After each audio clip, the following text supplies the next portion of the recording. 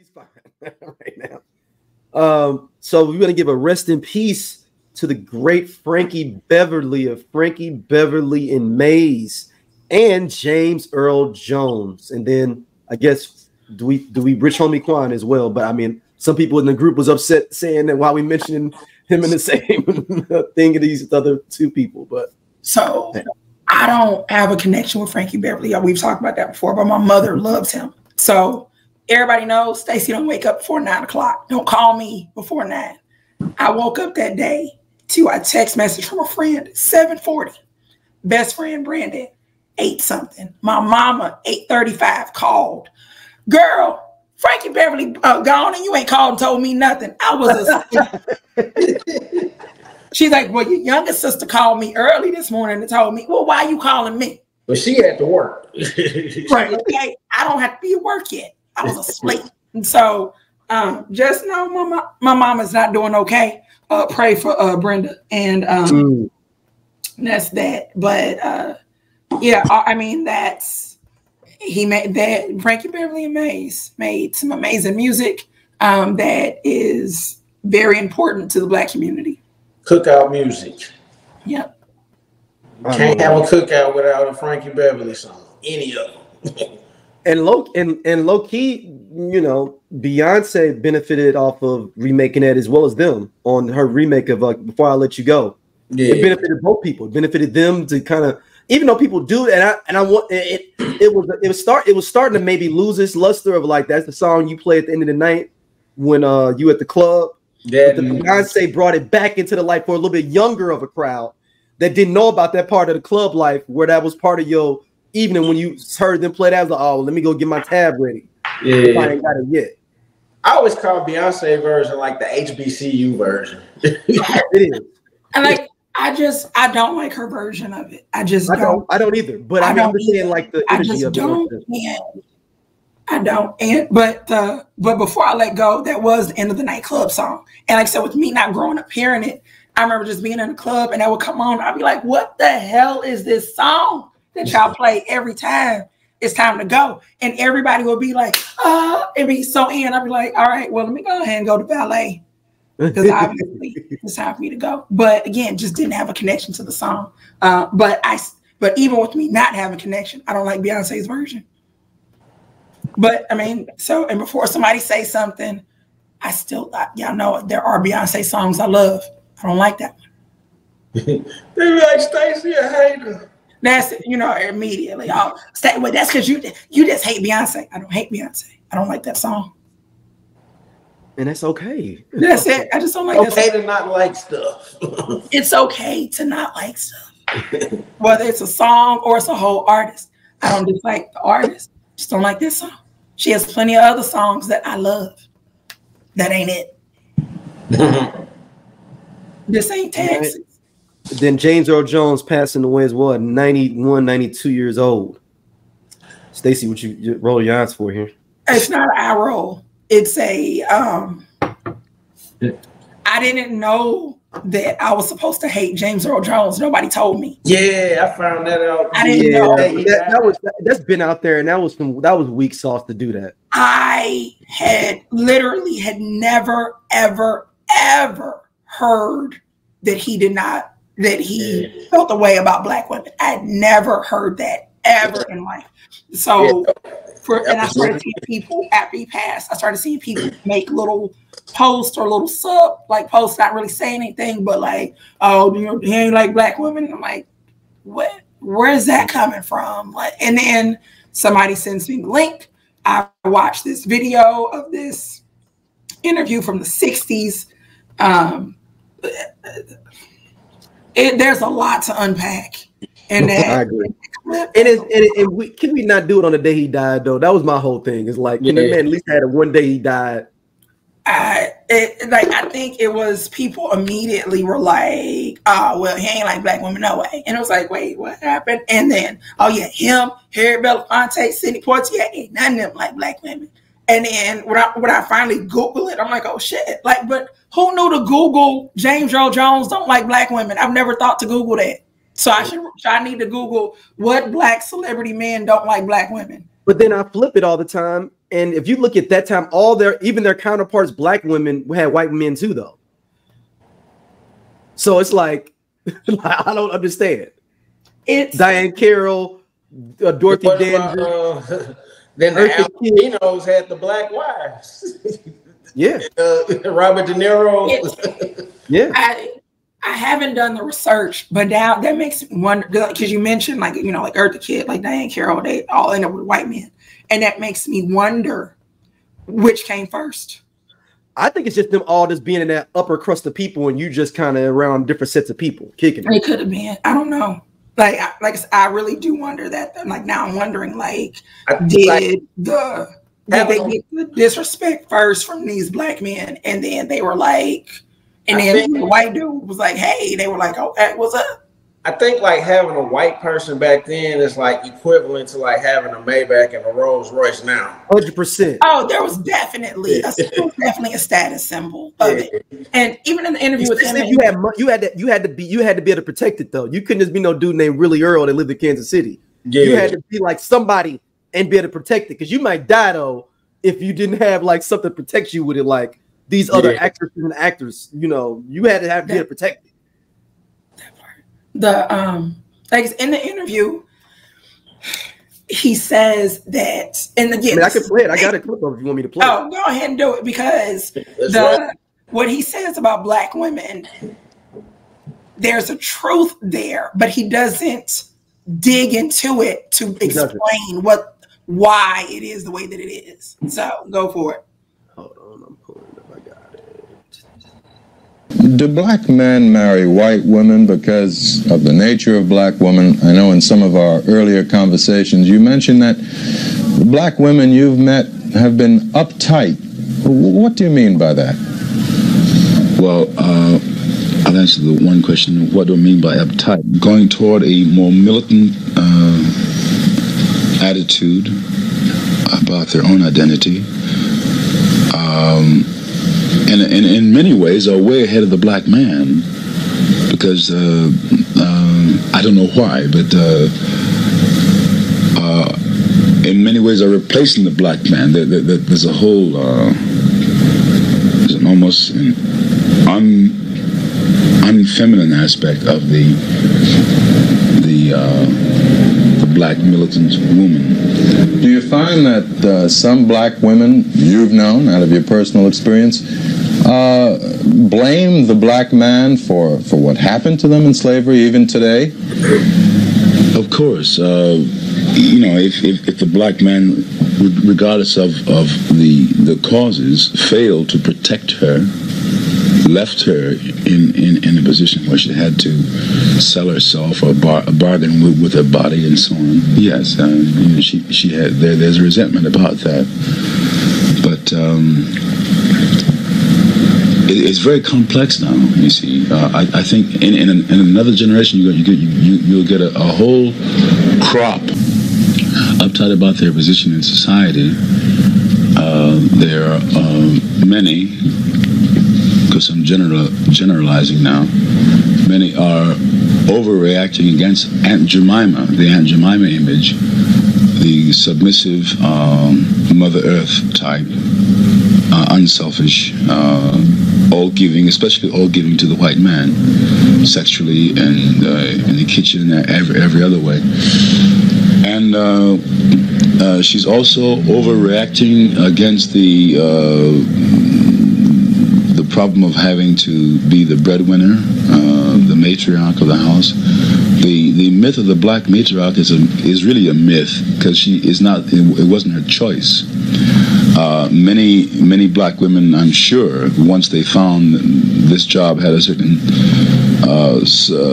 social and political dignity to it, relished it and wielded the rolling pen, like any minority group mama would do. But no matter how much she might relish it, it wasn't her choice to begin with. She would always have preferred the black male to have run the house, to have saved her from white rapists, white slave owners, why did you marry Jim? But first, do you know what Jim means by the uptightness of black women? Oh, yes. You've been in the theater. Well, I've felt it. I've sensed it with almost... You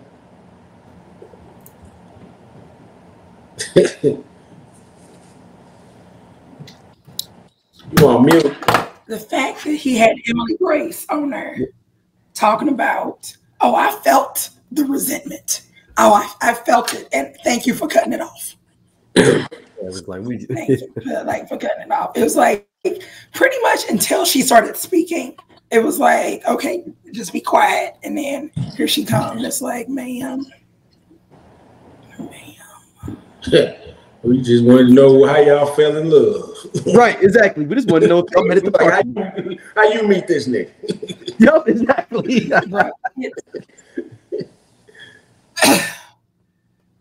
I'm gonna let y'all talk because I have a lot of. It's a lot. It's a lot to unpack with that. Yeah, I do feel that we are. I mean, I guess legacy don't mean shit no more. In many ways, when I'm thinking about it, but we're like tarnishing someone's legacy, but we still want to play R. Kelly music. You know what I mean? Like he said that statement back in the '68, but everybody up in arms on his the man day he died.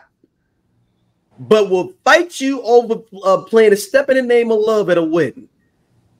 So it's like it's the priorities here make no sense. James Earl Jones, yes, he made those comments and all that, but we don't know whatever that was literally 60 years ago. More than 60 years ago. I mean, about 60 years ago. What was his mind state then? What has he been through? We don't know. And he's done a whole bunch of different stuff that's great as a black man. So, and R. Kelly ain't did shit for you, but you willing to be upset about him. And some people, I just realized, especially the younger folks, no disrespect to y'all, but y'all just be mad. They want to find stuff to argue about. Just mad. Y'all don't remember how cool it was to see James Earl Jones and Conan the Barbarian killing all these white folks in a fantasy movie. Y'all don't remember them feelings. Y'all remember the feeling of when seeing Coming to America when it first came out. Let them wait. You like, this is amazing. This is my dad. I wish I had him as a dad. Like, they don't know about him being the old man that had the beast and sandlot. Exactly. Like, yeah, man. I mean, he could be brought up for any just transcriptancies that he's had in his past. But damn, on the day he died, that's kind of petty to me. Dang. Since he died, is Morgan Freeman the last old nigga left? No, I mean, does Danny Glover count? Yeah, I forgot about Danny Glover. Danny Glover is in there. Because, I mean, really, it's only Danny. Icy gone. Sydney gone. Lou Gossett gone. Yeah, we just lost him. Dang, it is only, and really, and low key, I don't even think Danny Glover is that old. I just think we think he's that old, to be honest. Yeah, he just look old. I think he's like 70 something. I'm thinking about it now because he was like our age when he was doing legal. Right. So he's 78, which is funny as shit. That nigga was 30, was 40 and like, I'm done with this shit. Danny Glover is 78. Okay, right. He up there. So niggas is old as shit. Yeah, Samuel Jackson, he right there. He just actor. Yeah. So Morgan Freeman is 87. So it's 8. So he's the oldest leading statesman now. I believe is Morgan Freeman. Yeah, Morgan Freeman. So here's my thing with legacies. There is a reality of, for every great person that people admire, there are people who are not going to feel that way because of what that person did to them or something about their character, right? So think of it this way. On a smaller level, in your family, there could be somebody that passes away and everybody is like, oh my God, I can't believe he gone, blah, blah. But there may be somebody who doesn't react that way because they're not that sad. And they're not that sad because of something, right? Again, I won't say what I don't know, but something, right? So because you can have an amazing life and do all these great things, but there are some things that people just can't forgive and won't let go of. And we talked about this in the chat with it's the selective outrage, right? Like I said, why is Brian McKnight unable to tour, right? He can't sell any tickets, but people will still play Step in the Name of Love. Like it took years and years and years of trying to convince people that R. Kelly had done something wrong. And then even with him going to trial and with surviving, with all of those things, there's still people who will be like, them girls knew what they was doing. They made their choice. Right, the little young girls was fast. So, but Brian McKnight, because it's with his children, we are more equipped to tolerate sexual and physical abuse in a Black household than we are to have a father abandon his family. And that's the difference. R. Kelly keeps getting passes from people, even women who have been victims of abuse give him a pass. But there are people who will never give Brian McKnight a pass for disowning his children, because in the Black community, a man not taking care of his kids is like that. That's that line draw, right? You can deal drugs, you can be a killer, for real nigga, all of that. Be in the streets, doesn't matter. You taking care of your kids though? Mm-hmm. Even if you was that grandpa at the funeral, you find out it was two families, one on each side of town. He took care of everybody, though, right? He took care of both families. So I'm saying, so it's like he didn't, and you give him that pass, you find out you had a sister for the past 30 years, but he was taking care of both of y'all.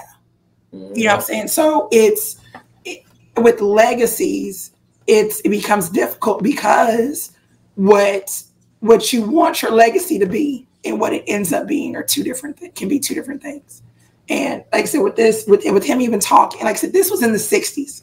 So we got to think about what the 60s looks like in America, right? And then he's talking about Black women becoming more militant, right? Yeah, it's the fucking 60s, right? So we are fighting Jim Crow. We're fighting for our rights. Black women could not even vote until 1965.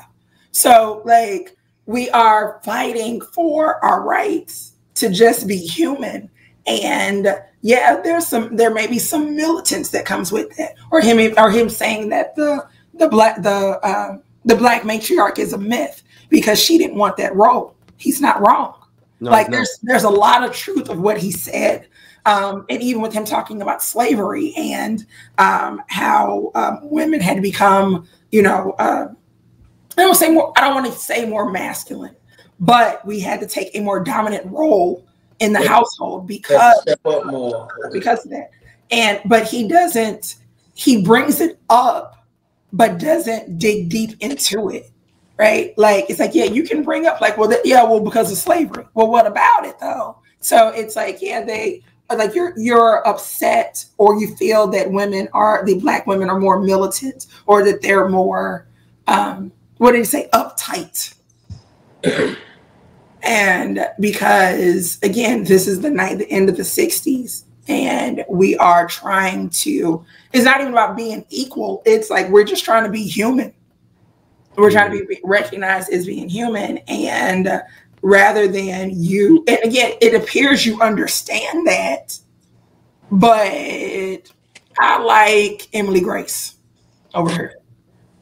Like, you know what? Like, Carol was all right. She's okay, but she's been growing that hair out into an afro. Don't know about that. Don't know. She's talking about she don't want to eat pork no more. Don't know. Can't fuck with it. Wearing these dashikis every day. Wearing these dashikis and everything like that, and talking about free breakfast programs and all of that, and she wants to read. And the thing that's interesting, I don't know if some of the younger people don't realize, or even people don't realize, that was a small portion of the population that was super militant of Black people. Like that was only like 5 to 10% of folks was really doing. The cats that only started rocking fros after it became cool. But like originally, it was only the Panthers and those people that were, on the front lines. Everybody wasn't down with the Panthers. I know that's probably people's innate premonition in their mind. No, that's why he was able to take them out. It was only like 500 of them cats nationwide. Right. Yeah, them niggas had to go to school. Yeah.